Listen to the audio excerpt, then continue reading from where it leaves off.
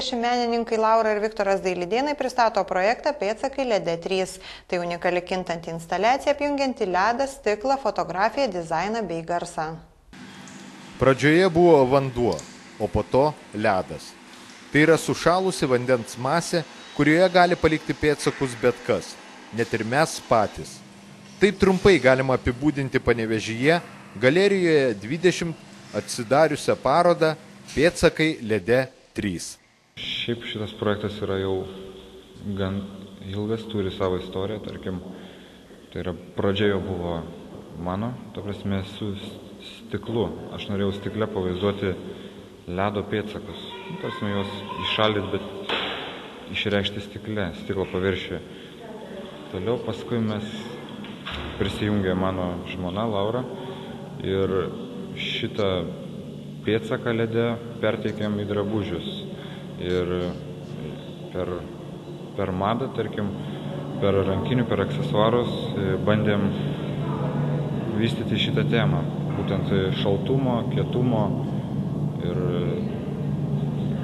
to trapumo ir laikinumo.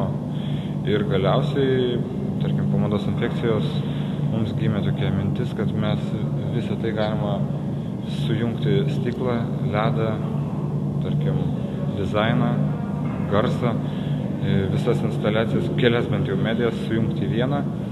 Ir to pasiekoje gavosi gana neblogas projektas Pėdsakai LED 3. Dažnai net nepastebime, kaip prabėga akimirkos, kaip pasikeičia žmonės ir aplinka, kol kas nors nešūkteli. Sustok, akimirka žavinga. Laura ir Viktoras Dailidėnai gyvenimo laikinasias akimirkas nesustabdė, o tiesiog pristabdė, užkonservuodami jas į ledą, kitą laikinąją substanciją. Mes tiesiog sustabdom šiek tiek, tarkim, meno kūrinį, jį išaldydami, tarkim, 2-3 dienom mes jį sustabdom. Ir žmogus gali, eidamas, tarkim, užėjęs į galeriją, pasižiūrėti būtent, kaip atrodo ta akimirka, vienintelė akimirka, kurią jis pamatys būtent tuo metu. Nes vėliau atėjęs jis jau matys vėl kitą rezultatą. Laikas jau pats kurs laikas meną, kurs, kaip sakant, iš tų segmentų. Tie luitai, kurie stovi centre, prie kurių mes stovim, jie ištirps ir viskas, paroda baigsis. Tai taip, tokia parodos esmė, iš tikrųjų, mums norėjosi perteikti tą laiko laikinumo grožį ir, tarkim, mes viską fiksavome fotografijos. Vienintelė medijos priemonė tai buvo fotografija. Taigi, itin svarbus vaidmuo tenka fotografijai, kuri vienintelė čia ilgam užfiksuoja tuos gražius, bet laikinus ledo kūrinius. Šį projektą, kaip ir kintantį laiką, apibūdinti sunku, todėl geriausia fiksuoti savo akimis.